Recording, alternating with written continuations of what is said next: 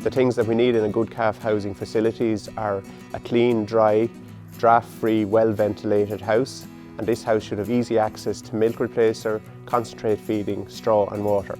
Well, before any calving season begins, or before you buy in your purchased calves, all sheds should be well cleaned out. They should be power washed, disinfected and left with adequate time to dry. In order to ensure that the calf has a good dry bed, it is very easy to do a simple test. You go into the calf shed and you kneel down in the bed with the calves. When you stand up, if the two knees of your trousers are damp or wet, the calf pen is too wet and additional straw needs to be applied, or better seepage situation needs to be found.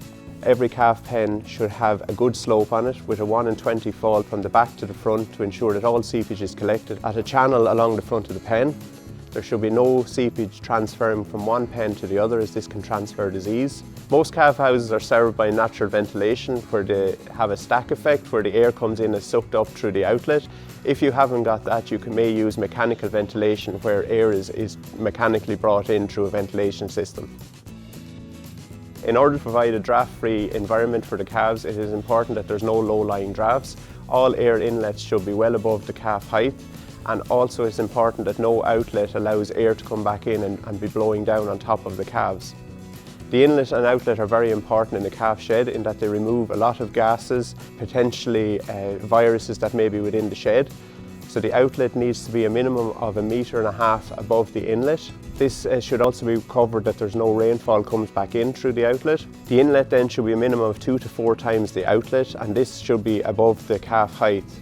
The inlet is very well served by Yorkshire boarding, which is 2 rows of space boards.